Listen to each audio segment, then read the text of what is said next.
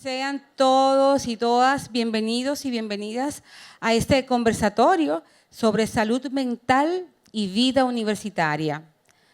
Hoy celebramos el Día Mundial de la Salud Mental, un día que cada año toma más importancia, más significado, sobre todo después del 2020. El lema de este año es que la salud mental de todos sea una prioridad mundial. Y yo agrego que sea una prioridad desde lo individual, que no veamos con miedo, que no tengamos prejuicios ni estigma por ir nosotros al psicólogo, a la psicóloga, al psiquiatra. Porque también nosotros tenemos situaciones, ¿verdad? Tenemos a veces un papá que es muy fuerte o vive una situación de divorcio y violencia en mi casa, o yo estoy pasando por un proceso de divorcio, o tengo hijos que tienen alguna situación de salud mental. Hay que ir al psicólogo y a psicóloga. Y bueno, como dijo Lao Tse, el agradecimiento es la memoria del corazón. Queremos comenzar esta actividad agradeciendo. Agradecemos al señor decano de la Facultad de Ciencias Sociales y Humanidades y Artes por todo su apoyo y compromiso con esta actividad, el doctor Mariano Américo Rodríguez Rijo, que desde el primer momento nos apoyó y dijo que sí, porque él entiende la importancia de la salud mental en la vida universitaria y también en la vida normal, ¿verdad? Gracias a las maestras Ana Bélgica Guichardo y a Paola Montaz, directoras de la Escuela de Comunicación y Psicología, respectivamente, por su total apoyo. Gracias a esas dos mujeres. Gracias al maestro Héctor Eduardo Aliés Rivas, director de la Escuela de Derecho del campus de Santo Domingo, y gracias al maestro Alexis Rodríguez, director interino del Departamento de Orientación, por el apoyo que nos han dado. Miren, gente, desde el primer día que surgió esta iniciativa con los mails, enviando la invitación al profesorado para que le llegara a ustedes. Gracias, porque son los pilares de esta actividad. Hoy, 4 maestras de psicología vamos a compartir con ustedes, ¿verdad?, temas relacionados a la salud mental en la vida universitaria. Cada una de nosotras tendrá 15 minutos para su exposición. Al final abriremos un espacio para preguntas y comentarios. En ese momento, Larimal y Meili del Comité de Estudiantes nos van a estar dando apoyo con los micrófonos. ¿De acuerdo? Entonces, el orden será el siguiente. Vamos a iniciar con la maestra Rafaela Burgos. La maestra Burgos tiene el tema expectativa de los padres y la ansiedad que genera en ustedes, en el estudiantado. Porque tú sabes que tienes que graduarte, no porque tú tienes que estudiar Derecho, Arte, eso es carrera. A mí no me traiga B en esta casa. Esas expectativas que nos generan ansiedad y disgusto. De eso va a hablar la profesora, la maestra Burgos. La maestra Burgos es psicóloga clínica con maestría en terapia familiar e investigadora. Es presidenta del Centro para el Desarrollo y la Interacción Constructiva, docente de acá, de la Escuela de Psicología y del área de posgrado de la Pontificia Universidad Católica Madre y Maestra. También es maestra en la Residencia de Psiquiatría Infanto-Juvenil del Hospital Dr. Robis Riz Cabral. Luego de la profesora Rafaela Burgos va a hablar la maestra Estefan Suárez. Ella nos va a hablar del tema depresión y ansiedad en el estudiantado, porque sí, porque tenemos estudiantes con diagnósticos de depresión, con ansiedad, trastorno límite de la personalidad, con situaciones de salud mental. Con este conversatorio queremos normalizar eso. ¿Está bien? No estar bien. Ok, por eso lo estamos haciendo.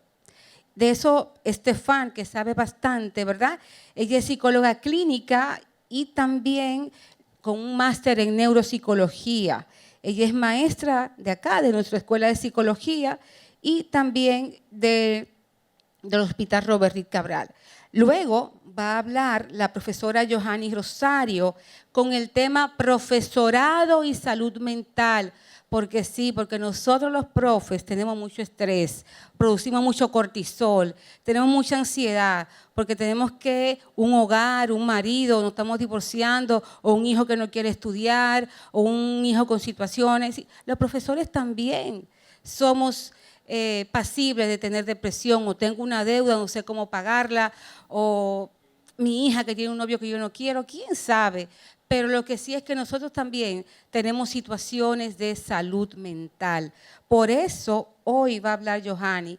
Johanny es psicóloga clínica con maestría en terapia familiar y de pareja. También es profe de aquí, de la Pucamaima. Finalmente, quien os dirige la palabra, es decir, yo y Tania María, voy a compartir algunas ideas sobre manejo de los medios de comunicación. Aquí sumo redes sociales y salud mental.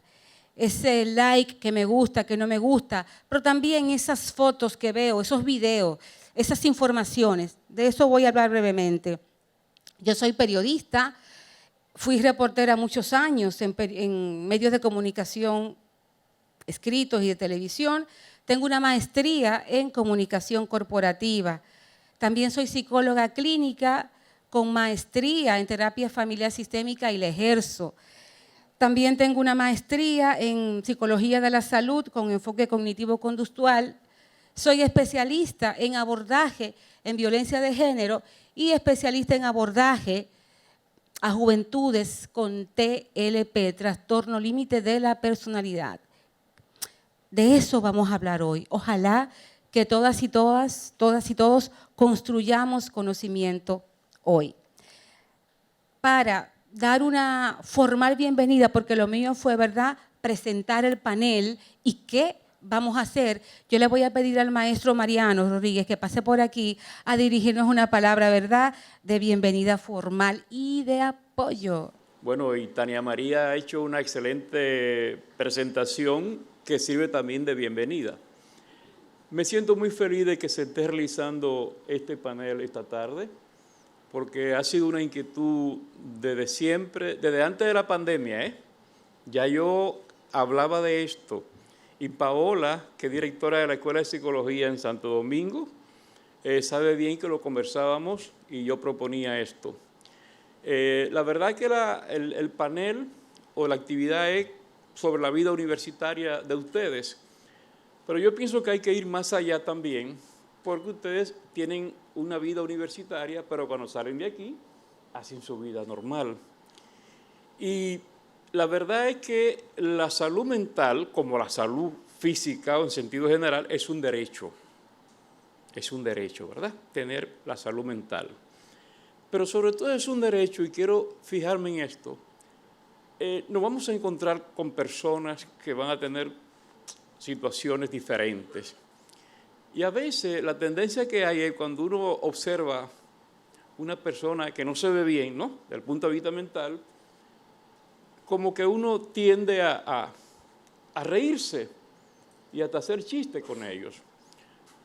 Tenemos que aprender que esa gente hay que respetarla. Porque aunque tengan problemas mentales, tienen un elemento fundamental que es la dignidad. Nadie pierde su dignidad por ninguna razón, bajo ninguna circunstancia. Entonces, bueno que aprendamos eso también. Y qué bueno que la profesora Tania menciona lo de la comunicación. La verdad es que estamos viviendo una época de cambio y un cambio de época. Tantas cosas que están pasando en el mundo, tantas tragedias que nos llegan por ahí la información permanentemente a través de las redes sociales. A veces unas son verdades y otras son falsedades. Entonces también tenemos que estar preparados para poder discernir de todo eso que recibimos. O sea, ¿qué vamos a hacer con eso? Porque la verdad es que eso también tiene a la humanidad, yo pienso que en movimiento y debe llamarnos a preocupación también. Y no dejarnos dominar no dejarnos dominar por eso, porque al fin y al cabo eso se puede convertir en un elemento que afecte nuestra integridad mental, nuestra salud mental. Así que yo espero que ustedes saquen el mayor de los provechos. Y también hablaba con Héctor Alíes, director de la Escuela de Derecho. Hemos tenido casos en la universidad con algunos docentes. La gente tiende a no hablar de su problema, pero hay que tener a alguien con quien hablar. Y ese es el consejo que le doy a ustedes. No se queden callados. Seleccionen con quién ustedes pueden hablar su problema. Con sus padres, con sus hermanos, con sus profesores, con un amigo y una amiga que usted entienda que le puede escuchar. Porque otro elemento que perturba también es que no siempre encontramos quien nos escuche en silencio. Eso es fundamental, ¿verdad? No siempre encontramos quien nos escuche en silencio, porque hay personas que pueden estar oyendo pero no escuchando. Y entonces, bueno, le salen con cualquier cosa, pero si no le escuchó, difícilmente va a poder entender lo que usted le está conversando y buscando una ayuda. Repito, no se queden callados. Hombre, es un tabú. Si, que tengo problemas, que yo debo ir a un psicólogo, no, me da vergüenza ir a un psicólogo, ir a un psiquiatra. Eso es como ir al médico, porque es parte de la salud. Entonces tenemos que aprender y crear, yo pienso también esa cultura de comunicarnos y comunicar nuestros problemas y no quedarnos callados, porque hay bombas que se pueden desactivar a tiempo, pero si no se desactivan a tiempo, nos puede llevar de paro a nosotros. Así que, nada, bienvenidos a la universidad.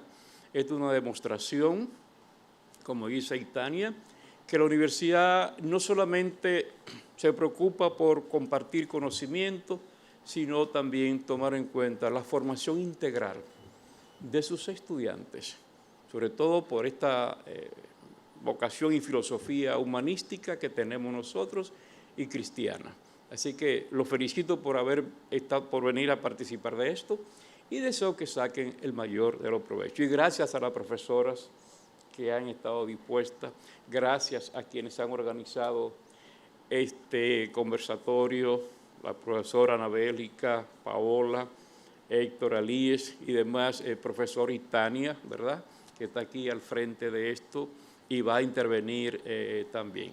Así que bienvenidos y están en su casa de nuevo. Muchas gracias. Pues para comenzar, maestra, vamos de inmediato a iniciar con la maestra Rafaela Burgos y su tema, salud mental, expectativas y de familiares y ansiedad.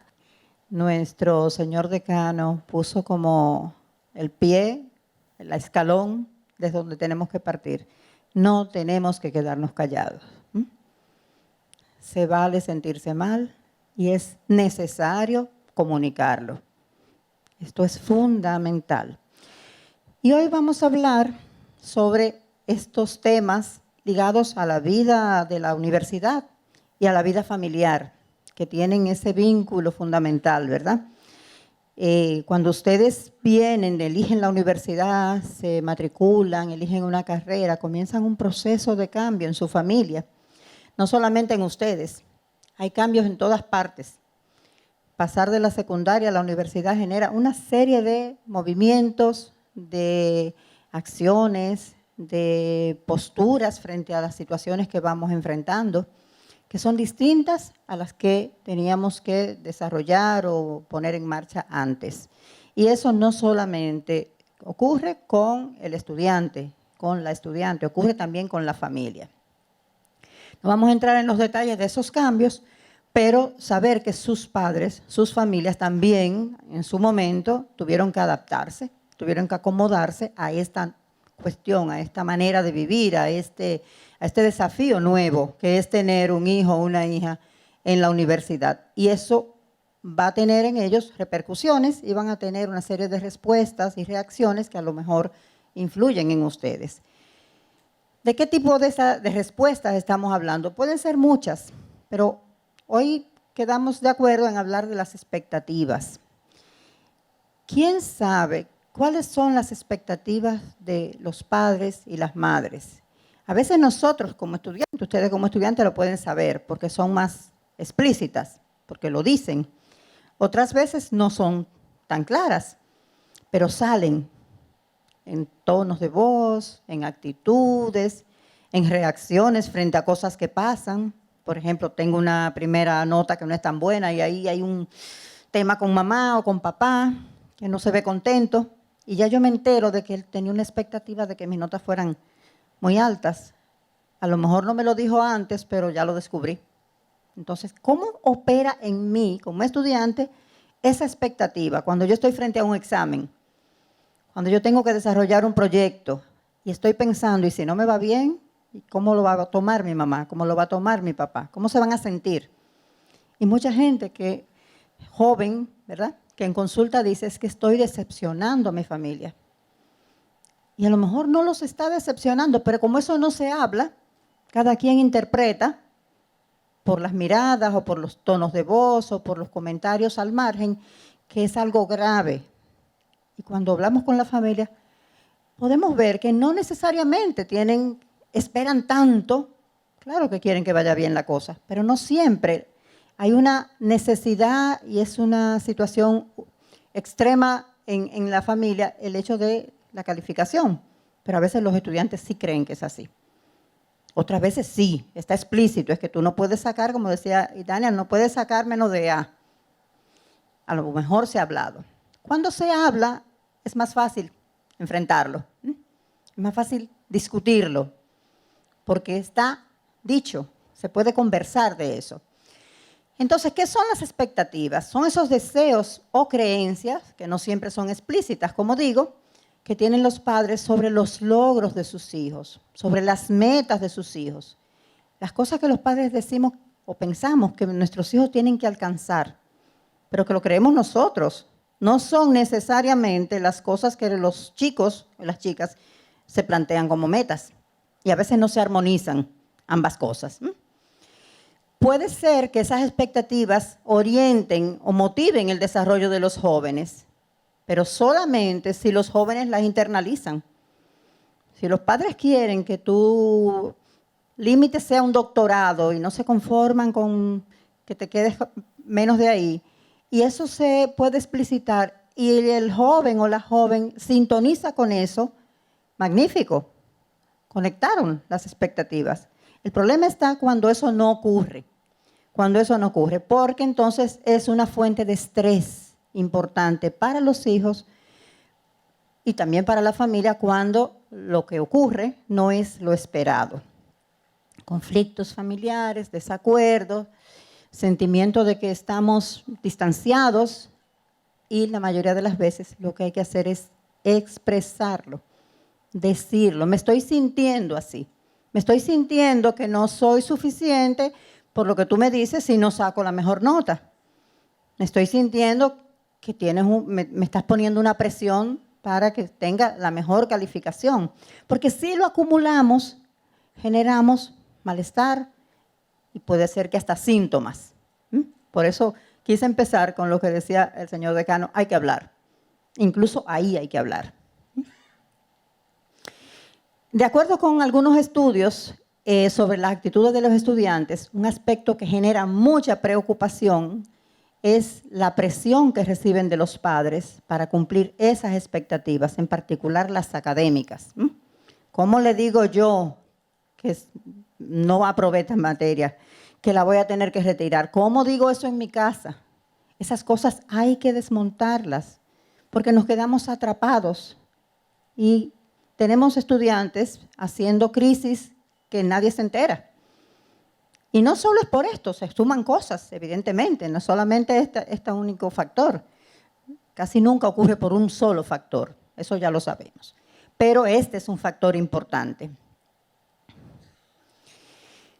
El impacto de estas expectativas se pueden relacionar con el valor que los padres le dan a la educación. O sea, en familias donde se valora mucho la educación, pues esas expectativas suelen ser más altas y tener más impacto. Y es evidente que cuando la familia valora la educación, los hijos se esfuerzan y quieren lograr más, porque saben que eso es un valor apreciado en su contexto. Las creencias que expresan los padres sobre la importancia del esfuerzo y la habilidad para alcanzar el logro académico, que está muy bien que eso se valore.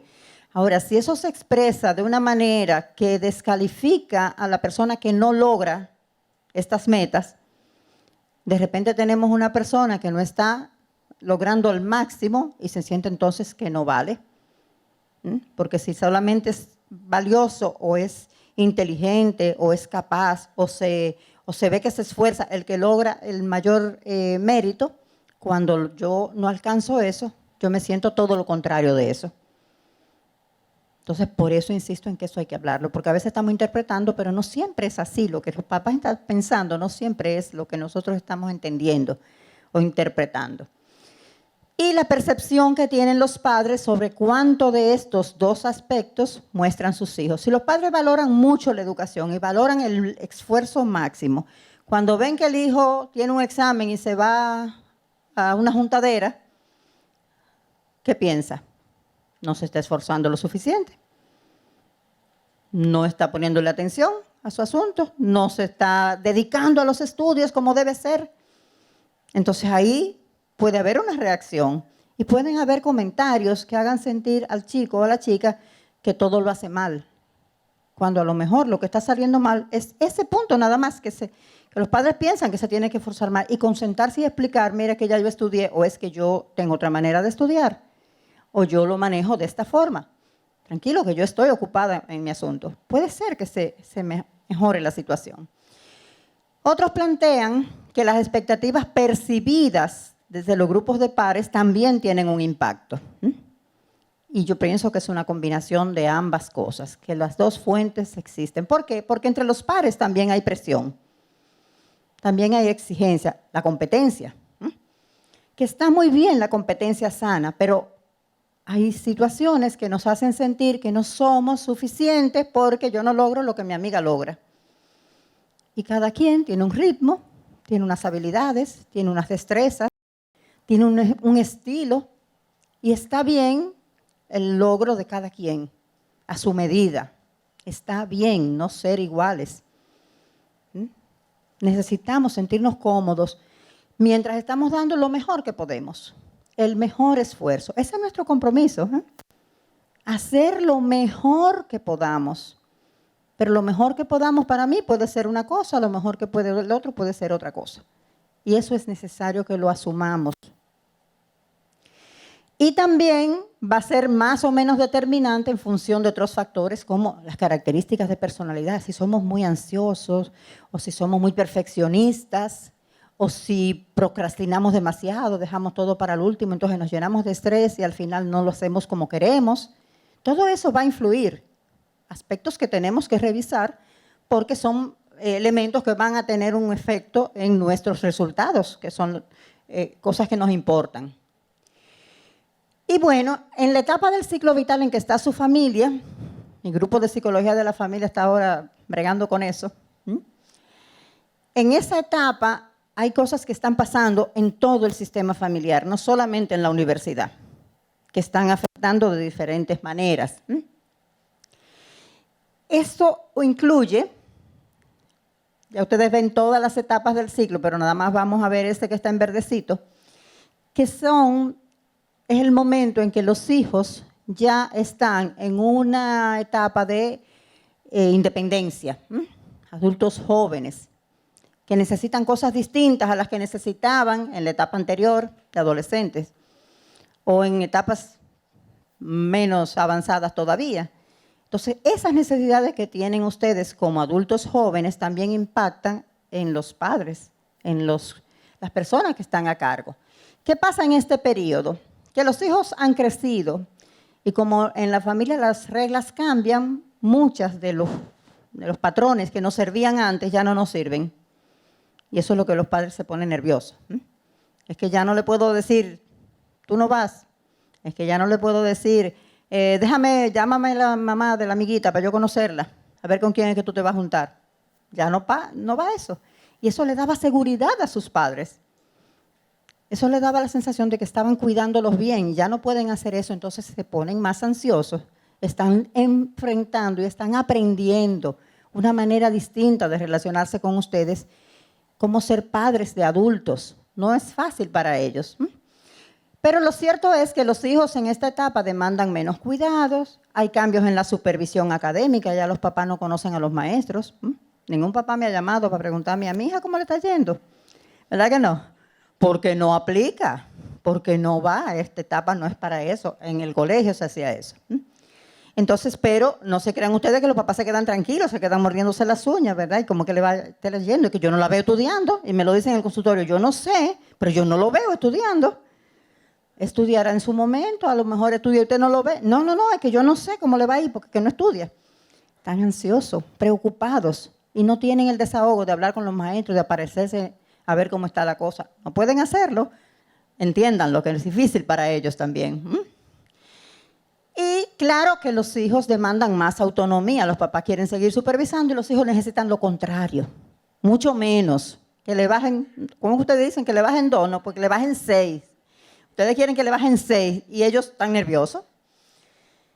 Entonces es necesario que la familia entera pueda manejar, adecuarse, adaptarse a esta etapa, pero toma su tiempo, cuesta, a todos les cuesta. ¿Cuáles son los temores de los padres? ¿Por qué se ponen tan nerviosos y tienen expectativas tan altas a veces? Porque tienen miedo de no hacer bien su trabajo. Me estaré descuidando. ¿Y si las cosas salen mal por mi culpa? ¿Y si yo no protejo lo suficiente? ¿Y si no superviso lo suficiente y sale mal? Se sienten ansiosos, se sienten culpables. A que los hijos se equivoquen y sufran y me quedan 5 minutos. No quieren que los hijos sufran, sus padres no quieren que ustedes sufran, que se encuentren con decepciones, con situaciones que les afectan. Entonces quieren evitar, prever y que se expongan a riesgos mucho menos. ¿Cuáles son los riesgos de esa actitud? Pues mantenerse muy sobreinvolucrados, algunas familias lo hacen, se mantienen demasiado conectados, supervisando demasiado y provocan dependencia en los hijos, que entonces terminan quedándose ahí. A veces le digo a los padres, ese chico, esa chica que está decidiendo, que se está equivocando porque está tratando, es un motivo de orgullo. Te ha salido bien eso, porque has criado a un ser humano, a un adulto que piensa con su cabeza y que quiere avanzar y que quiere volar. Eso es lo que tú querías, para eso lo educaste, pero le da miedo, no es fácil. A veces los padres también asumen la universidad como un objetivo propio. Es como si fueran ellos que están en el examen, como si fueran ellos que van a sacar, y te lo dicen, yo nunca saqué una C, y a ustedes les cae fatal cada vez que dice yo, porque es que no tiene nada que ver conmigo, ese era tu tiempo, seguro que se lo dicen, ¿verdad? Asumen un exceso de supervisión o de críticas, no pueden supervisar demasiado, pero entonces critican, esto está mal, y esto no me gusta, y cómo que tú haces eso, y por qué tantas cosas, o se desligan completamente. Pasa también que hay familias que simplemente se desligan. Ya tú creciste, ya yo no me voy a interesar. Tú haces lo que tú quieras. Y los chicos tampoco se sienten cómodos así. Porque se trata de que sea un vínculo permanente. Hay mucha incongruencia entre lo que esperan los padres y la autonomía que le exigen a los hijos. Quieren que sean autónomos, independientes, adultos, que sean responsables, pero al mismo tiempo que yo te pueda decir lo que hacer. Y entonces eso no cuadra, ¿verdad? Y mucha lealtad y muchas necesidades que chocan. La familia tiene una serie de compromisos emocionales con su historia. Dice, bueno, en que en esta familia la gente ha estudiado y todo el mundo se ha destacado en tal cosa, pero eso no es lo que a ese niño le interesa, a esa chica, a ese chico no le interesa eso. Y viene la desaprobación con la carrera, el cuestionar el método de estudios y demás. Voy acabando. Muchas veces los jóvenes intentan ajustarse a esas expectativas, se callan, y pretenden que están de acuerdo. Pero cuando uno pretende estar de acuerdo y no está de acuerdo, se crea un problema mayor. Porque entonces tenemos 2 vidas. Una la que se ve y la otra la que va por dentro. Y eso es generador de síntomas importantes.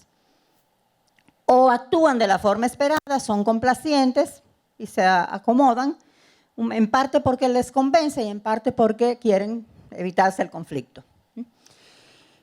El autocuidado, no quiero dejar esto porque me parece sumamente importante. Están ustedes sometidos a mucho estrés, no solo el que pasa a través de la familia, el que pasa a través del mundo, de las relaciones, de las parejas, todo lo que están enfrentando. Entonces es fundamental que tengamos unas pautas que nos ayuden a protegernos, a cuidarnos mínimamente. Espacios de silencio real, apagar cosas, apagar dispositivos, sin ruidos, pero de verdad. No es posible que tengamos que hacer todo con una cosa en una pantalla y otra cosa por aquí sonando y la gente por detrás hablando. O sea, necesitamos espacios de silencio real. Es fundamental para la salud mental. Y como estrategia, la respiración diafragmática, que muchos la practican, pero que la hagamos parte cuando los niveles de ansiedad suben. Otras estrategias, actividades gratificantes, el arte, la actividad física, el juego, jugar, señores, aunque parezca que somos grandes, nos hace falta jugar. La naturaleza, a quien le gusta la naturaleza, hay gente que no puede ver un bicho, pues entonces hace otra cosa, no tiene que ser todo el mundo. El uso de la narrativa, escribir, no tiene que ser un diario, como era cuando eran adolescentes, pero escriban lo que siento, lo que me pasa, reflexionen y pónganlo en palabras. El solo hecho de trazar con lapicero, con una cosa que se llama lapicero y otra que se llama cuaderno, que no sé si todavía la conocen, hace falta. No es lo mismo el teclado. Y esto no es solamente porque yo soy de la generación atrás. Es porque cuando ponemos los pensamientos y las emociones en un discurso, con un trazo, eso tiene un efecto de armonizar lo que estamos sintiendo y entenderlo mejor. Y el fortalecimiento de los vínculos, y está en negrita porque no son vínculos de las redes sociales, son vínculos de verdad. Fortalecer los vínculos, salir con la gente que nos sentimos cómodos, juntarnos, conversar, no solamente escuchar música, conversar. Eso nos fortalece. Y finalmente, buscar ayuda a tiempo. No importa si nos vamos a ver débiles, si van a decir que necesitamos poder hablar con alguien que nos dé ayuda, que nos ayude a sintonizar con lo que estamos sintiendo y si vemos que lo que necesitamos es ayuda profesional, pues pedirla. Buenas tardes. ¡Wow! Muchísimas gracias. Muchísimas gracias. Me encantó cuando la profesora dijo que hay que entender a los padres también, ser empáticos y ponerse en el lugar también, porque a veces uno no le dice que sacó en tal o cual nota y eso les genera ansiedad a ellos. Ahora vamos a escuchar a la maestra Estefan Suárez. Ella nos va a hablar de la depresión y la ansiedad en el estudiantado. Maestra, todo es suya. Yo cuando le falten 5 le voy a avisar de ahí. Así lo voy a hacer, 5. Okay. Pues buenas tardes, chicos. Qué bueno que podemos estar aquí y podemos estar hablando, como bien decía Rafaela, poner en palabras estos temas. Y pues bueno, la intención es un poquito poder llevar estos diagnósticos que muchas veces lo vemos como algo muy distante de nosotros, lo vemos como algo irreal, lo vemos como algo que nunca me va a tocar y que podamos de alguna forma u otra entenderlo hoy como parte de nuestro día a día. ¿Cómo puedo yo identificarme dentro de estos espacios? Aquí estamos nosotros, en nuestra universidad, ¿ok?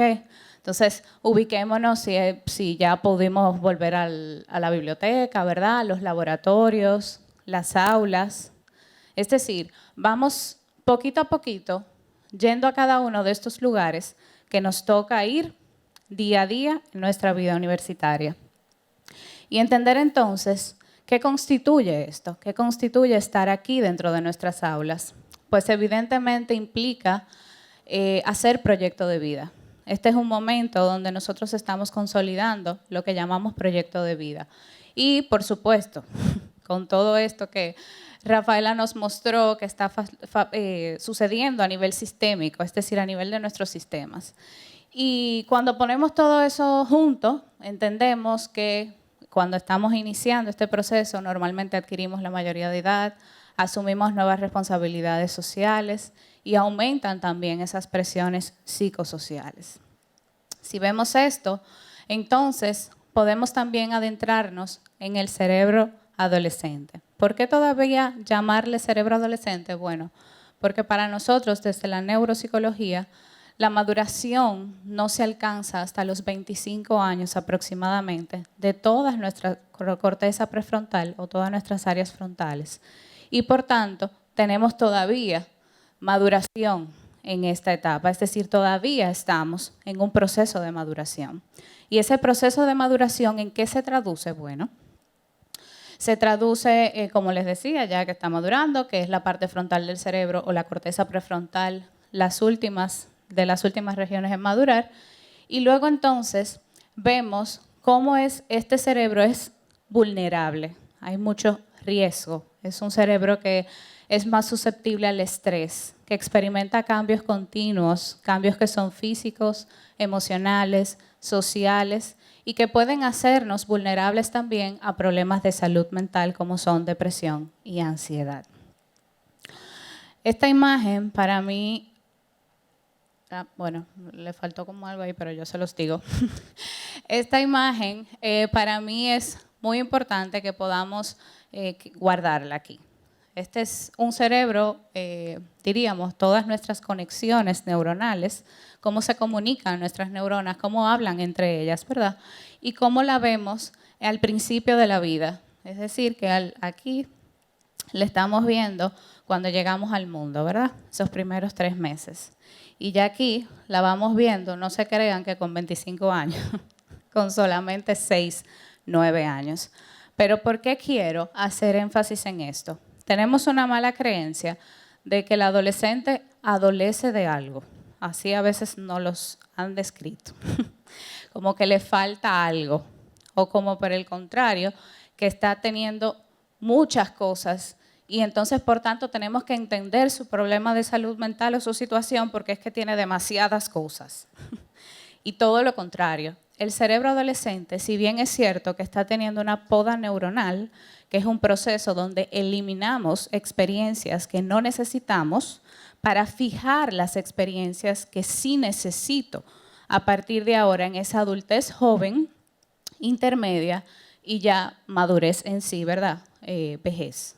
Entonces, es un cerebro que sí está organizando, que sí tiene mucho trabajo, mucha cosa que hacer, y eso lo hace ser un cerebro de grandes riesgos, como ya lo hablamos, pero también en ese riesgo y en ese cambio tengo un cerebro de grandes oportunidades, porque es un cerebro que sí tiene las experiencias adecuadas a nivel social, familiar y de todos los contextos, va a elegir las experiencias adecuadas.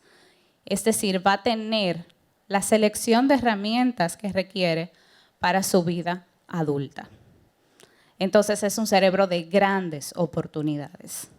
¿Ok? Así es como yo quiero que hoy lo guardemos. No como que le falta, sino como que es el momento que tengo la oportunidad de definir y de ver muchas cosas para elegir un buen proyecto de vida.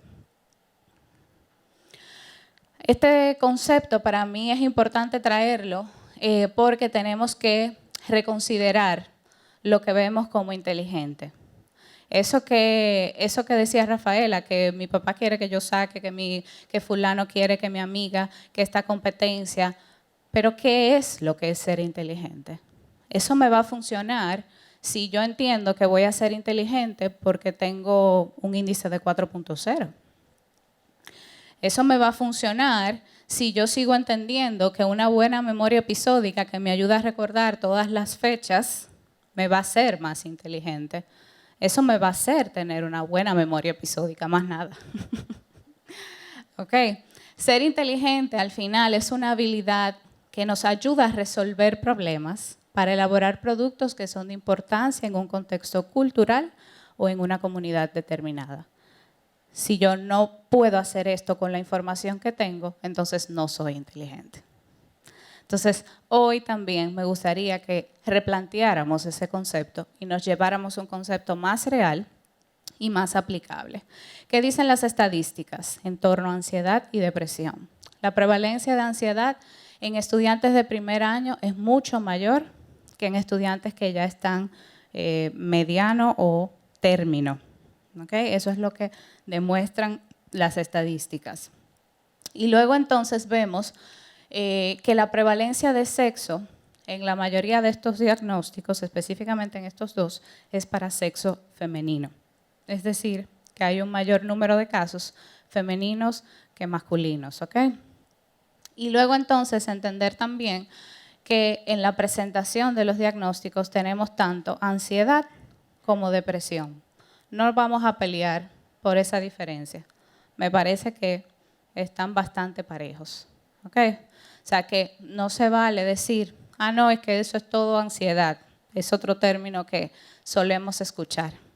Es que tiene mucho estrés, déjalo pasar, eso ya mañana va a ser diferente, dale 2 semanas, dale un mes, y así, así, así. Entonces ya estamos frente a riesgos muy altos que pueden comprometer incluso nuestra vida a través del suicidio. Aquí también esta gráfica un poco la pongo para que sepamos las carreras que tienen más riesgos. Y las carreras con más riesgos son las carreras que tienen atención a personas. ¿Ok? Donde estamos nosotros los psicólogos, pero también lo compartimos con derecho, comunicación, odontología, medicina. Y también la carga más grande está donde hay muchas prácticas hospitalarias. La literatura nos dice eso, que donde hay muchas prácticas, donde tienen que desplazarse mucho fuera del aula, el riesgo es mayor. Entonces, ansiedad se traduce en muchas cosas, pero me gustaría que nos quedáramos también con eso que podemos ver quizás en mi compañero o que puedo ver en mí mismo, ¿okay? Expresiones específicas que puedo ver. Tenemos la tendencia a creer que en los trastornos del estado de ánimo solo se van a ver cuando fulano está triste, trancado en su cuarto, que no se baña y que no hace nada.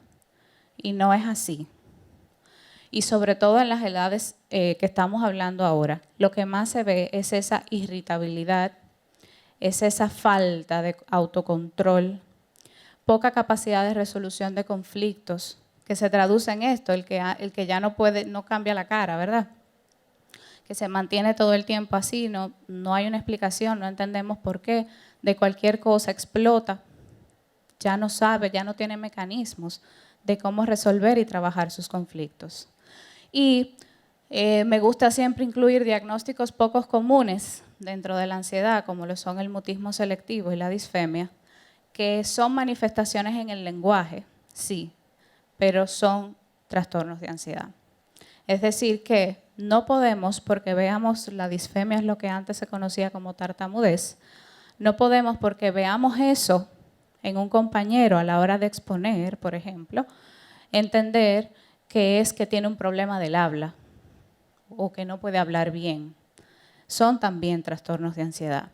Y el mutismo selectivo es cuando ante situaciones estresantes bloqueamos este mecanismo y no nos sabemos comunicar. ¿Ok? Y estos son trastornos de ansiedad también, aunque tienen una manifestación en nuestro lenguaje. Y luego entonces también hacer la diferenciación de que esa expresión de que me siento deprimido, estoy depresivo, no es depresión, ¿ok? O sea, entender que eso es un estado de ánimo específico asociado a tristeza, ¿verdad? Pero no es un diagnóstico. Y diferenciar incluso dentro de lo que sí son diagnósticos, estos dos, depresión y distimia. Depende mucho de la presentación, es decir, el tiempo que tienen esos síntomas que vemos. Si son 2 meses, entonces podemos hablar de distimia. La depresión normalmente está dentro de otros diagnósticos, como son trastornos de personalidad, donde está la bipolaridad, trastorno límite de personalidad, que hacen episodios específicos y caen dentro de este diagnóstico. Lo demás está dentro de distimia. Y me voy un poquito rápido para que mis 5 minutos optimizarlos. ¿Qué pasa? Que luego de pandemia, y como bien dijo la maestra Itania, hemos venido como a llenar de etiquetas todo lo que nos sucede. y a todos nuestros estudiantes también y nosotros mismos también. Pero tenemos que reconocer que tenemos un nuevo diagnóstico que es la fatiga pandémica universitaria y saber que esto es también real, que cuando nuestros estudiantes tuvieron que por adaptación estar todo el día en la computadora, ya sea para tomar clases, para hacer las tareas, para resolver problemas de cualquier tipo, para pedir al supermercado, para todo es frente a la pantalla, evidentemente hay una sobrecarga y no podemos por eso llenar más etiquetas, sino más bien identificarlo, ¿verdad? Diferenciarlo y trabajarlo adecuadamente. ¿Cómo lo vemos eso en el aula? En ansiedad, por ejemplo, es ese estudiante que no entrega tiempo, que tiene poca tolerancia, nerviosismo, agitación. En la depresión son esas ausencias injustificadas, estudiante que no llega, indiferencia en los llamados de atención, me da lo mismo. Se duerme en las clases a veces, crisis de llanto en presentaciones orales. Pero también existe el día difícil y eso hay que saberlo, que es diferente. Entonces, un día hay un comportamiento atípico, pero es solo de esa clase. Entonces, por eso no voy a decir que tengo un estudiante deprimido, ¿ok? Consecuencias que me trae eso, que el alumno retire parcial o total su semestre, deserción o fracaso académico, suicidio y uso o abuso de sustancias. Verdaderamente que, bueno, reflexionar sobre todo eso también nos hace preguntarnos sobre otros procesos, que no voy a entrar en detalle por el tiempo, pero sí me gustaría recordarles que las emociones tienen un rol fundamental en nuestro aprendizaje y por tanto, si hablamos de ansiedad y depresión, que es emoción por todos los lados, no podemos dejar de mezclarlo con los procesos de aprendizaje, porque al final, como decía Gabriel García Márquez, y tiene toda una explicación neuropsicológica que la pueden buscar, la vida no es la que vivimos, sino cómo recordamos para contarla, precisamente por la influencia que tienen las emociones dentro de todos estos procesos. Entonces, Inside Out, que para mí es un excelente recurso para pequeñitos, estamos ansiosos por ver la número 2, que nos va a explicar procesos más complejitos.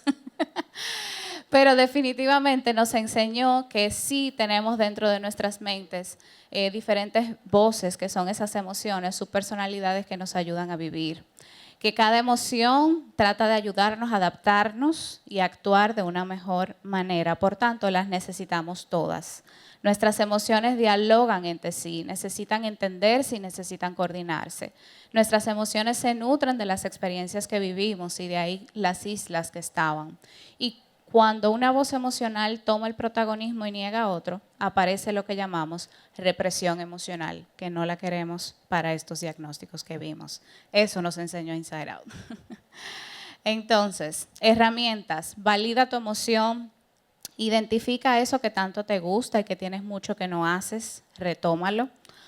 Cela tus tiempos de descanso, de alimentación y de sueño, célalos, es decir, ponte gruñón en esos tiempos, ¿verdad? Pon límites que sean saludables, amplía tu lenguaje emocional y practícalo. Oye, fulana, hoy te veo triste, hoy te veo enojada, y recibe eso mismo cuando lo puedan hacer contigo. Empieza a integrar dentro de tu lenguaje las emociones. E identifica tu red de apoyo, si no la tienes, créala.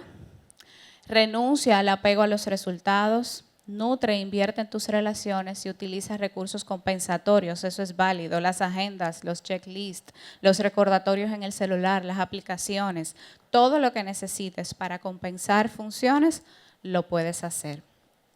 Y por supuesto, dentro de la red Pucamaima también identifica tu apoyo.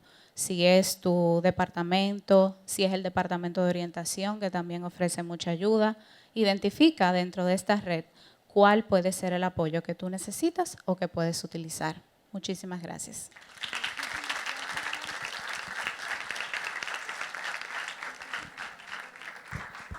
Ok. Muchísimas gracias, maestra.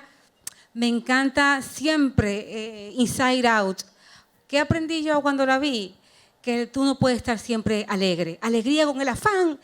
No podemos que estar siempre alegres. Y también la importancia de la tristeza. Es sano estar triste. Me encantó. Ahora vamos a escuchar a la profesora Johanny del Rosario, la teacher, aquí hay alumnos de ella. Ella nos va a conversar sobre el profesorado, ¿verdad? Profesorado y salud mental. Cuando nosotras iniciamos este ciclo de charlas, que fue en julio pasado, el tema del profesorado no estaba, es nuevo. Y lo incluimos porque también tenemos evidencias de que los profesores y las profesoras somos pasibles de estar tristes, deprimidos y de cometer suicidio. Así que ojalá que esta intervención sea de provecho para el profesorado que está aquí. Profesora, y usted sabe, 15 minutos y le haré la seña de lugar. Está bien, Gracias. gracias, Tania. Bien, hablar de salud mental y profesorado va mucho con humanizar la labor docente, reconocer que somos seres humanos, que no estamos ajenos a distintas situaciones. Ahorita mencionaba Tania una serie de eventos que pueden darse. Tenemos familia, algunos somos hijos, otros son padres, y hay que dar una respuesta a todos esos roles que la vida nos demanda. Entonces, no es extraño que en algún momento estemos necesitando ver qué es lo que vamos a hacer con lo que está pasando con nosotros.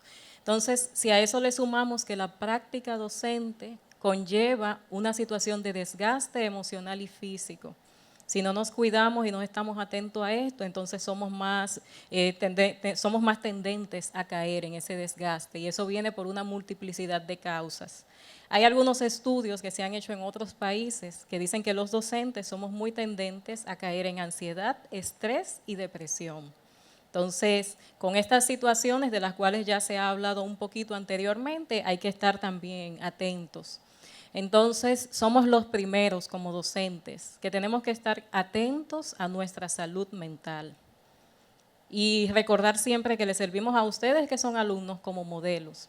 Entonces, hay que normalizar el que nosotros los maestros atendamos esa área nuestra, porque si ese autocuidado mental no se da, entonces somos más tendentes a padecer cualquier tipo de enfermedad mental como las mencionadas anteriormente, y que el proceso de atender esta parte es individual y hay que tomarlo en cuenta. Hay muchos mecanismos, a veces estamos al tanto, ¿verdad?, de que podemos buscar ayuda en el mismo recinto universitario, pero recordar que atender la salud mental es un proceso individual.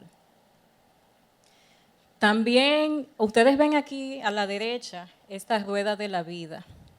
Para que no nos ocurra un síndrome de burnout en el aula, esta rueda tiene que estar equilibrada. Lo que le da sentido a nuestra vida no es ser docentes. Amamos la labor que hacemos, pero además de eso tenemos otras cosas a las que dedicarle tiempo, porque si no lo hacemos, entonces nos vamos a ahogar en un aula de clases. Entonces, hay que equilibrar la vida espiritual, la salud, la vida familiar.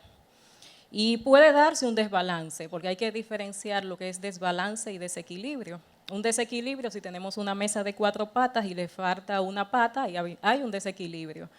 Pero antes una mesa estaba de repente desbalanceada y los abuelos antes buscaban una tapita y le ponían, porque había un desbalance. Entonces a veces tenemos situaciones que están requiriendo de nosotros. De repente hay un tema de salud y lo estamos atendiendo, o hay una situación con algún hijo. Entonces eso hace que esa área de la vida esté consumiendo más tiempo. Eso es un desbalance y puede ser normal. Pero si caemos en un desequilibrio, que en vez de tener esta rueda armonizada, tenemos un área de la vida a la que le estamos dando más, ahí hay una señal de peligro y hay que tenerlo en cuenta.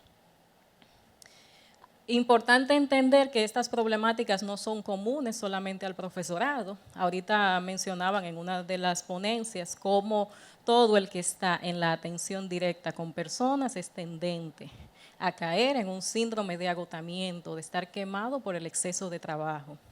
Entonces, conceptualizando un poquito la salud mental, es ese estado de equilibrio entre una persona y su entorno sociocultural que garantiza su participación laboral, intelectual y de relaciones para alcanzar un bienestar y calidad de vida. Y ya ahorita les dije esa diferencia que hay entre desequilibrio y desbalance. Entonces, si la salud mental implica que hay un equilibrio, la falta de salud mental implica que estamos desequilibrados. Hay algunas señales ante las cuales, yo las menciono aquí a modo general, hay señales que no podemos obviar y pasar por alto. Cambios en los hábitos alimenticios o de sueño. ¿Estoy comiendo de más o estoy comiendo de menos? ¿Estoy durmiendo de más o estoy durmiendo de menos? Y aquí en algunos momentos voy a mencionar mucho el sueño. No podemos descuidarnos con el sueño. El cuerpo se regula con esa función. El sueño no es un lujo, es una necesidad. Y a veces nos damos el orgullo de decir que dormimos poco y que con dormir 2 o 3 horas estamos funcionando al otro día. Ojo, eso es una señal de peligro. Y si no dormimos bien, el estómago no puede funcionar bien, ni ninguno de los demás órganos. Entonces, con el sueño, yo soy una que digo, no me descuido, no paso 3 malas noches, a la tercera estoy pidiendo ayuda. Porque hay que cuidarnos, incluso nosotros como docentes, si no dormimos bien, al otro día estar en las aulas con las cosas que hay que preparar, es algo que tenemos que tenerlo en cuenta. Cuando nos estamos aislando de personas y actividades que disfrutamos, que ya como que no me llama la atención, como que no me siento igual, son señales de alarma también. Tener nada o poca energía, sentirse vacío como si nada importara, tener dolores y molestias inexplicables. He ido a todos los médicos y de repente no pasa nada. Puedo estar somatizando una situación y hay que darle atención. Sentirse impotente o sin esperanza. Aquí hay otras señales también, fumar o beber más de lo habitual. Sin esa copa de vino no funciono, la necesito para dormir. Ojo con eso, es una señal muy peligrosa. Sentirse inusualmente confundido, olvidadizo, enojado, escuchar voces, también pensar en lastimarse a sí mismo o a otros, cambios de humor severos y muchas veces sin una justificación aparente, no poder realizar tareas diarias, cosas con las que yo podía antes, ahora me doy cuenta como que me resultan pesadas. Esas son señales generales. Aquí no estamos ahondando en cada una de las condiciones, pero sí como algunas señales a tener en cuenta. Entonces ahora, ¿por qué prestar atención a la salud mental del docente? Ahorita les mencionaba que somos personas y que tenemos muchas cosas también. Entonces, una de las cosas que a veces tenemos es una sobrecarga de trabajo con falta de reconocimiento y escasez de recursos, hablando a nivel global y general de lo que implica la labor docente. Cambios frecuentes de asignaturas, que muchas veces implica una preparación. Ustedes nos ven en las aulas, pero detrás de vernos en las aulas hay una preparación previa para que ustedes puedan tener el material.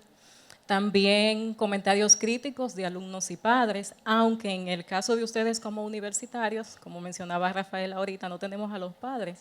Ya esa presión la tienen ustedes, de ellos, encima de ustedes. Sin embargo, otros docentes se enfrentan a esta situación y la falta de colaboración que a veces los padres tienen para con los hijos en esos casos. Aquí es un detalle interesante y es entender que la docencia es un proceso afectivo de transmitir experiencias y saberes. El enseñar tiene que ver con cómo yo me siento con ustedes que son mis alumnos y cómo ustedes se sienten conmigo. Y hay que lograr ese vínculo, esa sincronicidad. Y eso también muchas veces es un reto porque cada grupo tiene su propia personalidad. Cada grupo es totalmente diferente. También problemas de motivación, de disciplina. A veces hay que manejar conflictos en el aula y eso sumado a conflictos personales e interpersonales. También el mantener la eficacia y lograr una atención centrada en el alumno, reconociendo que cada quien aprende de una manera diferente. Y eso los docentes tenemos que tenerlo en cuenta. Un detalle aquí es que el estrés docente surge al producirse un desequilibrio entre los objetivos pedagógicos que se pretenden y los recursos, tanto personales, materiales u organizativos de los que se dispone. Aquí hay consecuencias del estrés docente y esas algunas ya las mencioné cuando hablé a nivel general de las señales de alerta. Aquí voy a mencionar solamente algunas: la depresión, somatización y la ansiedad, incapacidad para desconectar del trabajo. A veces nos damos cuenta que no damos más, pero ahí estamos como esforzándonos. Entonces, como forzando en vez de hacer una pausa cuando nos estamos dando cuenta de que es necesaria. Sentimientos de fracaso, de inferioridad, de incompetencia. A veces puede darse que tengamos un sufrimiento al entrar al aula. ese miedo a la confrontación de los alumnos que de repente están con pueden estar con más información que nosotros en algún momento dado. Entonces, todo eso representa un reto. Aquí les pongo una imagen de lo que para nosotras a veces como mujeres implica ser docentes. Si tenemos hijos, las que son esposas también, que tienen que lidiar con todo eso, entonces es una realidad. Y los estudios lo que dicen es que este sobreesfuerzo es mucho más común en las mujeres que en los hombres. Aquí hay algunas recomendaciones generales: relajación, ejercicio físico, sueño y alimentación. Esas funciones vitales no pueden ser descuidadas. También fijarnos objetivos realistas. Yo recuerdo en una ocasión que hablábamos cómo tenemos 14 semanas y para cada semana pongo una tarea, me estreso. Entonces hay que determinar, son 14 semanas, ¿qué puedo hacer? Y así me estoy fijando objetivos con los que yo puedo cumplir y no estoy demandándole a los estudiantes lo que ni siquiera yo misma puedo dar. Esto se resume aquí también en esto. Hay que determinar qué tipo de cuidado es el que estoy necesitando. ¿Es un autocuidado físico? ¿Es dormir bien lo que estoy necesitando y descansar, que no es lo mismo? ¿Es pasear, practicar algún deporte, comer sano? ¿O es emocional? Expresar lo que siento, no tener miedo de reunirme con algún compañero docente y comentarle lo que me está pasando. Que a veces tenemos una preocupación externa que nos impide y que choca con la labor que estamos realizando. Entonces, ¿cómo lo llevo a cabo? Algo que funciona y que lo he puesto en práctica es incluso ponerme de acuerdo con docentes que van a impartir la misma asignatura. Ven, vamos a coordinar juntos qué es lo que vamos a hacer. Entonces, buscar ese apoyo social funciona. También a nivel cognitivo, si estoy necesitando practicar meditación, disfrutar de actividades, mensajes positivos, no cayendo en el positivismo tóxico, porque tal como decía Itania, se vale sentirse que no se está bien. Y en ese apoyo social se necesitan personas con las que podamos pensar en voz alta. Entonces, con estas herramientas aquí, ya son herramientas que nos sirven a todos y esperamos que las podamos poner en práctica y así ir reduciendo todo este estrés que a veces produce la labor docente. Muchísimas gracias. Gracias. Entonces, como yo fui la que atacaba, yo espero ahora todos me van a decir, te quedan 5, Itania, te quedan 5. Sí, se van a desquitar conmigo. Bueno, miren, es importante para mí, me gusta mucho una parábola que está en la Biblia que habla del sembrador, del buen sembrador que salió a sembrar y puso la semilla en varios tipos de terrenos, ¿verdad? Terreno con piedra, terreno arenoso, pero también en terreno fértil. Yo hago la analogía hoy, esta tarde, con sus corazones y sus cerebros. Diría la profesora Estefan, no, mejor con el cerebro. Sí, es verdad, con el cerebro, ¿verdad? Entonces, que la semilla de las palabras de nosotras florezcan en sus cerebros y sobre todo lo que voy a hablar de salud mental y medios de comunicación para el estudiantado que está aquí de psicología y de comunicación. Pero ¿por qué también me interesa muchísimo lo de psicología? Porque todas y todos somos agentes de cambios.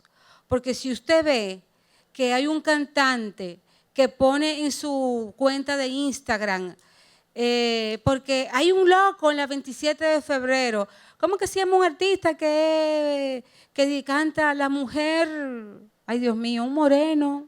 Watson, digo, un moreno bello, ¿verdad? Un mulato. Watson Brazoban, que si ustedes leen en su cuenta de Watson, ¿verdad?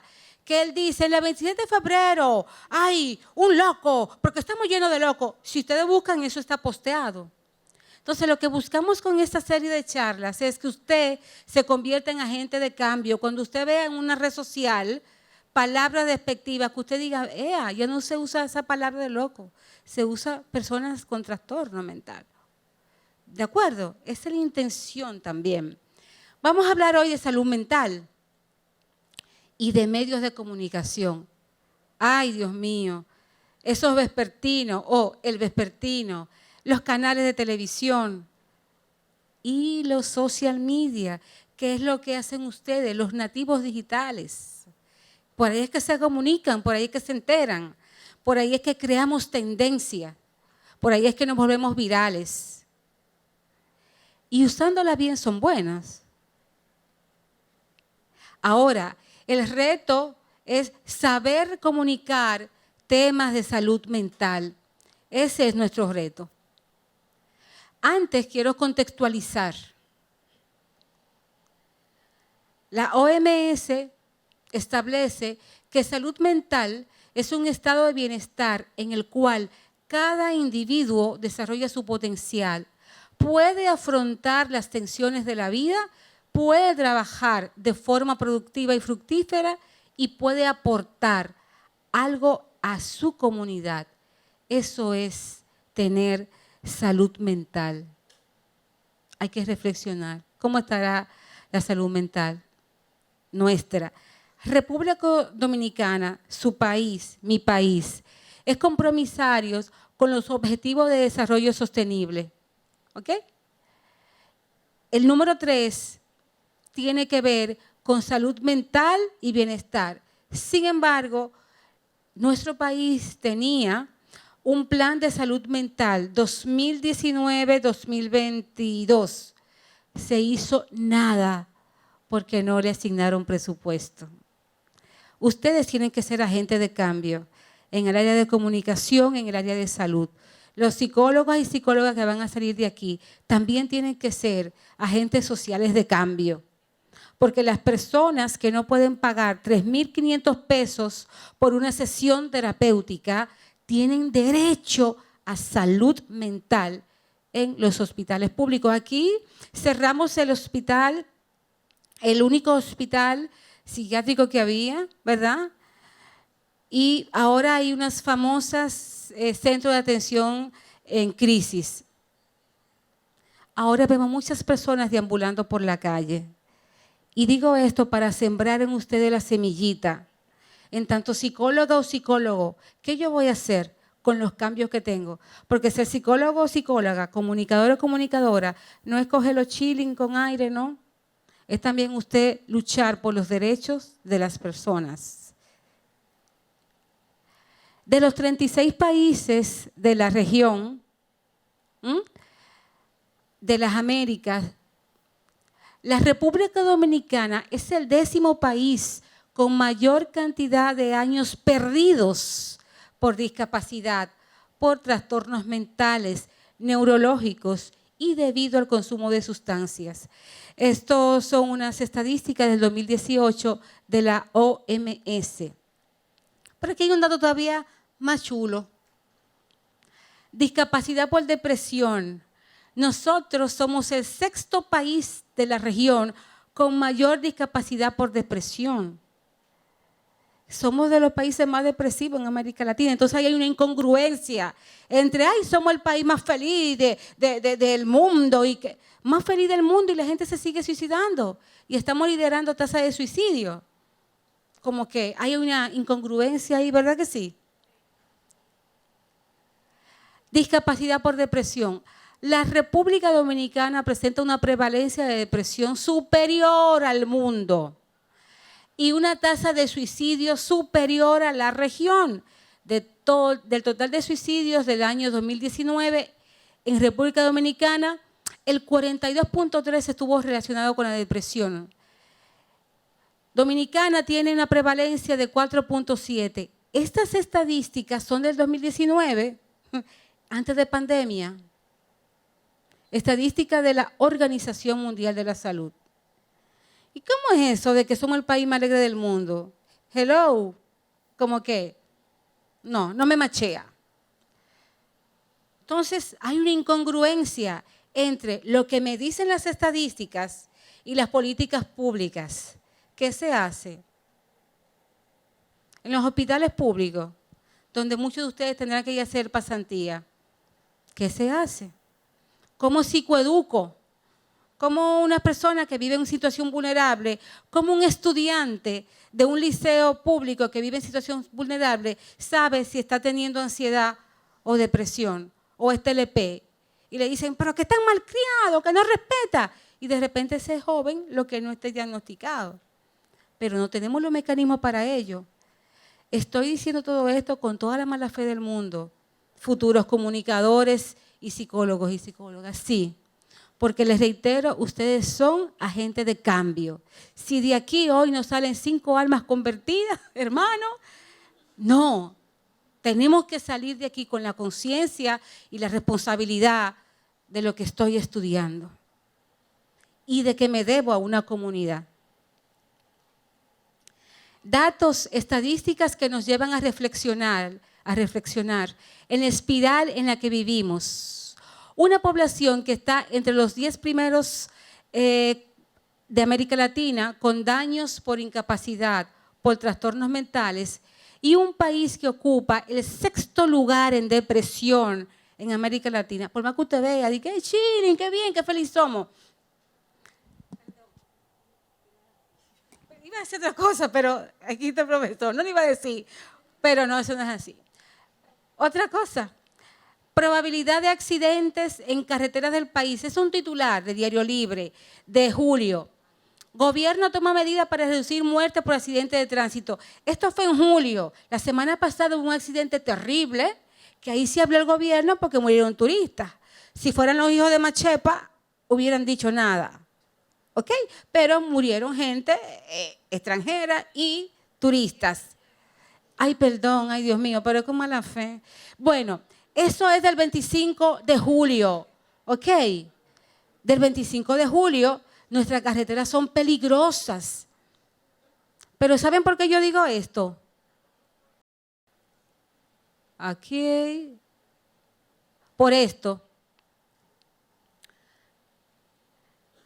Cuando yo estoy en un medio de comunicación y publico fotografías, videos, sangre, pedazos de restos humanos, las imágenes son impactantes. ¿Cómo le caerá eso a la familia que lo ve? Pero yo por tener más tráfico en mi cuenta de Instagram o en los periódicos digitales, lo pongo. Y cuidado, alguno de ustedes me le da like. ¿Por qué es esto?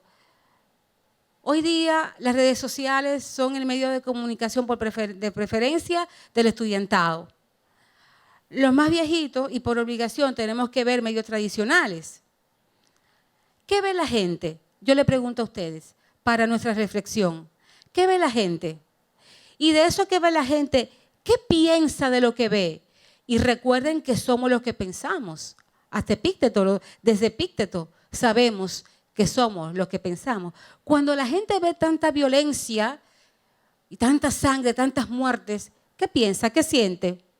¿Qué siente? Emociones. Decía la profesora Estefan, hay que ponerle atención a las emociones. Y en un país que es eminente, que es muy depresivo, ve todas estas imágenes, ¿qué espiral estamos confortando? Estamos viendo muerte, sangre. ¿Qué estamos haciendo? ¿En qué nos estamos volviendo? Pero ¿qué pasa? De esos accidentes vienen miedos a manejar, vienen fobias. Y me puede afectar a mí. Y aquí hablo yo de Alberto Cortés, que tiene una canción. Alberto Cortés fue un cantante argentino, lo pueden googlear. Él tiene una canción que se llama Los demás de los demás. Ay, que se murió el hermano de una amiguita mía de la uni. Pero mañana puede ser a mí. Entonces, es como, ¿verdad? La regla de los 6 grados. Consecuencia, miedo a manejar por el accidente, pero también duelos conflictuados, muertes traumáticas, me traen duelos. Bien, la gente que vive en situación vulnerable, que vive en la calle, que le pasan accidentes, tiene acceso a psicología de calidad, pero los medios de comunicación que publican la foto de Juancito Trucupey destrozado, pero no se atreven a publicar el de don fulano. Aquí hay familias de mucho poder que se han suicidado sus hijos, pero se cayó del 7º piso, el pobre. El niño se cayó del 7º piso. No se suicidó, no se lanzó, se cayó. Por el estigma del suicidio y también por las clases sociales. Entonces, también eso lo hacemos en los medios de comunicación. Seguimos. Suicidio por imitación. Publican cartas El otro día hubo una persona, una mujer que se suicidó y dejó una carta. Todos los medios publicaron la carta. ¡Qué pique! Pero me dolió más cuando un paciente que estoy viendo depresivo, un joven, me dijo, doctora, porque a uno le dicen doctora, perdónenme los doctores de verdad, pero bueno, doctora, ¿usted vio la carta que publicaron? Y te digo yo, no, mijo, yo no veo eso. Yo siento lo mismo que ella, porque esa es la cuestión de publicar. Por suerte que él está medicado y en tratamiento, pero hay la gente que no tiene tratamiento. Y ahora todo el mundo tiene acceso. 5, ok. Gracias, profesora, se la desquitó. Sintió placer cuando me dijo 5. Entonces, dignidad de las personas, ¿dónde están? ¿Dónde está la dignidad de las personas? ¿Qué hacemos los medios de comunicación y las redes sociales con la dignidad de la persona? Periodismo empático. Aquí hay programas de televisión que dan los lunes y los sábados que publican todo, pero cuidado si a uno de ellos le pasa, publican nada, porque algunas personas parece que tienen más dignidad que otras. Periodismo empático, no publicar lo que no me gustaría que publicaran de mí. Siempre hay que hacer conciencia sobre el poder que tienen los medios de comunicación para influir en la percepción de la realidad en la ciudadanía. Así que usted, estudiante de psicología, aunque usted no estudia comunicación y usted ve que está algo mal en cualquier red, pues dígalo, está mal, hagan escuchar su voz. Son ustedes agentes de cambio. Medios, es una propuesta mía, ¿verdad?, que pienso que como comunicadora, que los medios deberían de autorregularse, llegar a acuerdos, ¿verdad?, para que no se afecte la tan adorada ley de expresión y difusión del pensamiento. Bajo esa ley le faltamos el derecho, o mejor dicho, pisoteamos la dignidad de muchas personas que mueren en accidentes de tráfico y lo publican igualito. O mujeres que son víctimas de violencia y la publican igualito. Tenemos que llegar a acuerdos para que nos autorregulemos. Creación de normas para escribir sobre salud mental, porque la palabra tiene poder, el poder de destruir y el poder de construir. Por ejemplo, ya no se usa la palabra loco, no.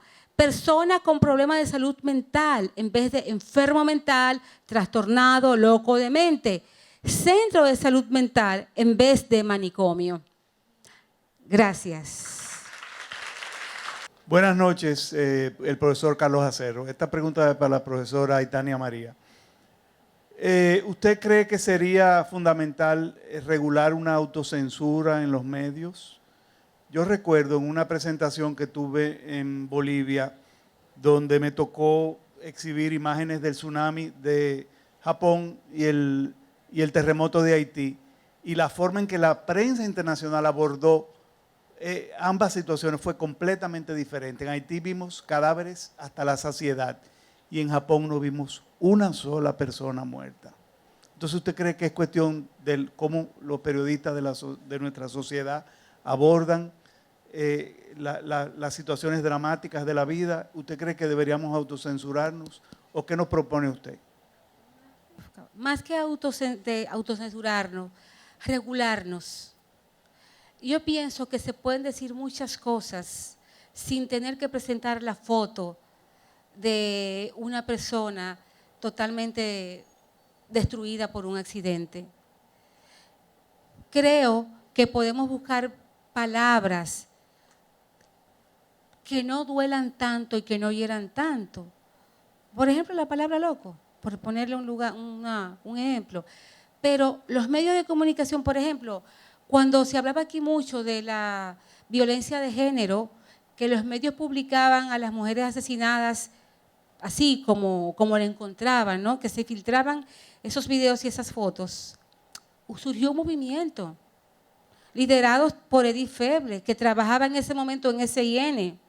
Y hoy día no se publican esas fotografías ni esos videos tan crueles y tan descarnados. Yo no hablo de autocensura, sino de hasta creatividad y de responsabilidad. Si en sociedades como Japón y Estados Unidos se puede, o Europa, ¿por qué no nosotros? ¿Por qué no podemos hacer un periodismo responsable, crítico y respetuoso, sin tener que censurarnos? Un ejemplo para cerrar. Yo hablo mucho de feminicidios. Aquí las informaciones de feminicidios vuelven y matan a la víctima. La mató porque llegó. No, se recomienda que para las notas de feminicidio apenas se diga el nombre, 2 párrafos. Un hombre mató a una mujer sin dar explicaciones. Y lo mismo que el suicidio. Es contraproducente publicar los métodos con los cuales, el cómo la persona comete suicidio. Pero aquí, entonces, no es que nos autocensuremos, no, es que nos regulemos. Hace 3 o 4 meses, SIN publicó un video en sus redes de un señor lanzándose del huacal. Yo automáticamente le di para atrás y se lo puse en la misma Alicia. Esto no le hace un buen servicio a la sociedad. Ustedes están enseñando a la gente a cómo suicidarse.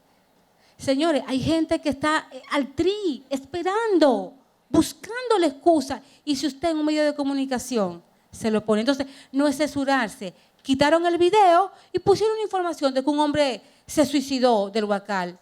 No hubo censura, hubo criterio. Hola, Nancy Rojas. Yo quisiera preguntar acerca de la no inclusión o de la inclusión muy bajita, si es que existe, de los servicios psicológicos en las ARS. ¿Cómo con sus pacientes impacta, verdad, de que las ARS no aceptan, o sea, yo no sé, yo estoy confundida. Yo no sé si existe o si no existe, y si existe, yo no sé si los psicólogos lo saben, yo no sé si la ciudadanía lo sabe, yo no sé si se está haciendo algo para ampliar esa cobertura por la gran necesidad que hay actualmente y que lo vemos, ¿verdad?, todos los días en los medios de comunicación. Gracias. Sí, hay una cobertura de acuerdo al plan y de acuerdo a la proveedora de seguros. Cada una tiene una cobertura distinta de una serie, de una cantidad de sesiones al año. Evidentemente, para muchos casos no es suficiente. Y no es suficiente porque un proceso terapéutico puede prolongarse y puede extenderse mucho más allá de las sesiones que sean. Yo no puedo decir un número porque cada una tiene un número distinto. Entonces sí, el seguro, la mayoría de los seguros admiten, por ejemplo, la factura, el recibo que le da el profesional al paciente y le hace un reembolso cuando el profesional no quiere inscribirse para ser prestatario de servicios desde la aseguradora misma.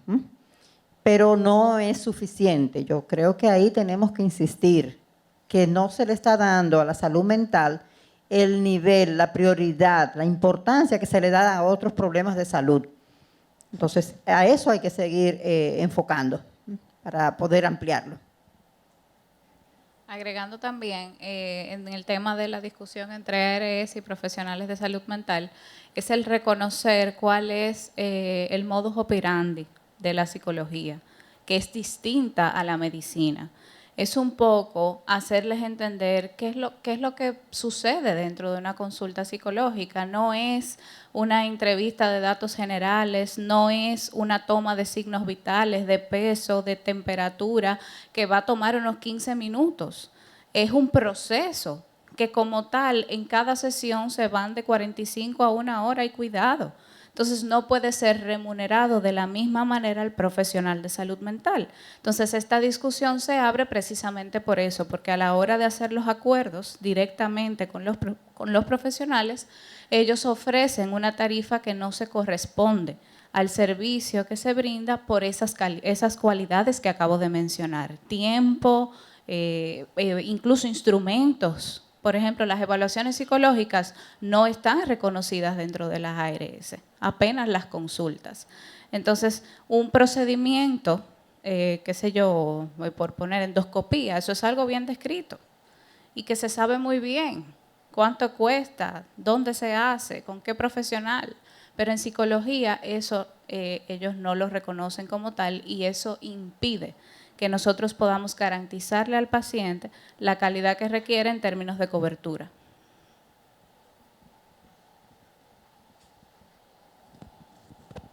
Bueno, ¿no tenemos más preguntas? ¿Sí? Bien. Sobre la primera pregunta. Ah, perfecto. Porque me parece importantísimo que abordemos el tema de los medios de comunicación desde diferentes ámbitos. No se trata, como decía Itania, de que haya censura previa. Se trata de que hayan acuerdos, compromisos. Cuando se aprobó la Ley de Protección a los Niños, Niñas y Adolescentes, no la 136, no, desde la 1494, no me saquen cuenta, por favor. Desde esa ley luchamos los profesionales que trabajamos en ella para que se incluyera la prohibición de comunicar, de publicar la identidad de los niños involucrados en situaciones de riesgo. Y es verdad que se comenzó digamos, a respetar esto con muchísima dificultad. No fueron pocos los programas y las entrevistas donde tuvimos que parar porque pretendían que habláramos del caso identificando. Entonces, se comenzó a respetar el nombre del niño, pero ¿qué pasaba? Entonces se publicaba el nombre de la escuela, la dirección, el nombre de los padres. ¿Y qué faltaba? ¿Qué faltaba para que identificaran a ese niño de por vida, como la niña violada, el niño no sé qué? Entonces, ha habido un camino desde ahí hasta acá. Todavía a veces tenemos que decir, pero cada vez es menos. Y eso mismo tiene que pasar con las noticias sobre asesinatos, sobre accidentes, sobre feminicidios, porque no solamente es que afectan a la audiencia, que ya sabemos que hay un trauma vicario, que tiene un efecto terrible para el espectador. Y eso es real. No es solamente eso, es que genera duelos complicados en la familia y, por supuesto, el potencial de ejecutar la acción en personas que están en el límite, tal como se ha dicho aquí. Entonces, los riesgos son tantos que bien merece que nos sentemos a discutir eso. Yo pienso que la Pucamaima puede ser perfectamente el foro para que se haga esa discusión y lleguemos a acuerdos, porque está en juego la salud mental de la población de muchas maneras. O sea que está echada el asunto, a ver si lo logramos. Brevemente ahí mismo, también reflexionar sobre cómo podemos colocar filtros para tantas cosas en redes sociales. Filtros que me ayudan a verme más bonita, a 25,000 cosas. Entonces, y hablamos de transparencia, porque esa es la gran discusión, que ahora estamos en la época de transparencia y por tanto no podemos tapar tanto, pero al final tapamos todo. Entonces, si tenemos esa disyuntiva, si tenemos ese conflicto, abramos el diálogo y vamos a establecer realmente cuáles son los lineamientos, porque no estamos siendo transparentes cuando tenemos filtro para todo, ¿verdad? En todo el sentido de la palabra, pero sí necesitamos entonces cumplir con llevarle a la población la información de primer minuto y sin ningún filtro. Profesora, también con la fotografía, había mucho problema antes. La publicación de la fotografía de los niños, Rafaela, que fue una lucha que dejaran de publicarla. Hola, primero gracias Hola. por todas las presentaciones, creo que fueron súper buenas y todas las personas que estamos aquí la aprovechamos de una manera súper grande. Creo que en todas las clases individuales, tanto en colectivo, nos va a ser provechoso todo el material que vimos hoy. Así que muchas gracias antes que todo. En cuanto al tema vi que, no me acuerdo quién fue que lo mencionó, pero en cuanto al tema del burnout, que yo creo que es algo que vemos mucho en los estudiantes y más después de la pandemia, ¿cómo se puede afrontar ese tema siendo estudiantes universitarios? Porque realmente el burnout viene de las responsabilidades y siendo estudiantes universitarios, esas responsabilidades realmente no se pueden aplazar. O sea, no es algo como que podemos evadir o podemos simplemente poner de lado porque están ahí y están presentes. Entonces, ¿cómo se afronta o cómo se maneja ese tema en específico? Sí, hay que reconocer qué es lo que está pasando. Hay que validar la emoción y poder identificar, me estoy sintiendo agotado. y buscar las herramientas de ayuda necesarias. Ahorita mencionaba Stephanie cómo hay una fatiga pandémica con los alumnos que están de repente sobrecargados. Hay un departamento de orientación estudiantil y estamos también los docentes, que ustedes se pueden acercar a nosotros y dejarnos saber cualquier situación y se le hace el debido referimiento. Y en el caso de nosotros los docentes, que también, ¿verdad?, podemos estar cansados y con una sobrecarga, identificarlo, porque a veces vemos como debilidad el decir, estoy agotado. Y los hombres son los que a veces más sufren, porque un hombre no se ve diciendo, estoy agotado, no puedo con esto. Para nosotras las mujeres es más fácil. Pero mucho de todo esto comienza con el reconocimiento, el ponerle nombre. A veces yo le digo a los pacientes, si tú no sabes qué sientes, búscate una lista de emociones y vamos a identificar. Vamos a ir despejando un poquito y vamos a pedir ayuda. Entonces eso hacerlo en las diferentes áreas. Sí. Tal vez algo importante es organizar. O sea, ya llegamos a la universidad, en el colegio existía una agenda, nos acordaban la tarea, nos ponían la tarea de un día para otro, pero es cómo manejamos nuestro tiempo. Muchos de ustedes tal vez después que salen de clase se van a socializar, como yo también entiendo que lo puedo hacer. Sin embargo, si es mucho cúmulo de tareas, organícense. Un día para una materia, otro día para otra, pero tenemos que empezar por algo. Ahora, cuando eso ya se vuelva un cúmulo también de que ustedes no pueden manejar, es donde, bueno, como decía la profesora, tocar puerta y ver qué está pasando. Porque muchas veces nos organizamos, pero no concluimos con esa meta. Entonces usted coge una hojita, tengo esto para hacer hoy, tengo esto, tengo 2 horas solamente, y administrar su tiempo. Yo creo que algo muy importante que la Pucamaima ofrece de nuevo ingreso es que el Departamento de Orientación también los ayuda con ese proceso. No es fácil la universidad y muchos más lo que trabajan y estudian, que es aún más complejo todavía, pero sí se puede, porque muchos de nosotros hemos estado ahí y yo creo que tenemos los recursos, lo importante es identificarlo y buscar cómo. ¿Ok? Bueno, ahora sí. Ah, una última. Ah, ok, bien.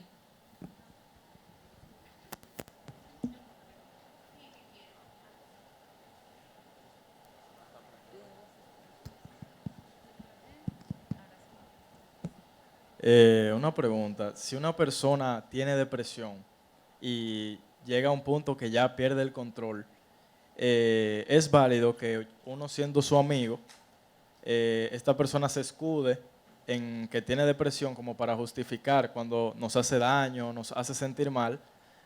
¿Hasta qué punto se debe soportar ese comportamiento o hasta qué punto es perdonable? La maestra Burgos les responderá.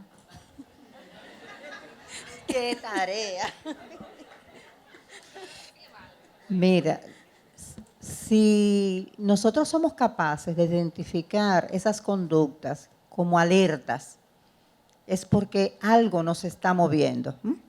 O sea, si nos damos cuenta de que no es una persona que simplemente me quiere tratar mal o que es maleducada, sino que algo le pasa porque no era así. Algo está pasando con esa persona, entonces es una señal de alerta y para esa persona puede ser una forma de pedir ayuda, que no está diciéndolo claramente, pero lo está diciendo y a lo mejor lo está diciendo a la persona con la que tiene confianza, por eso ahí sale esa conducta, porque se puede transparentar, se puede abrir de esa manera con alguien que entiende que podrá tener en cuenta que estas son señales.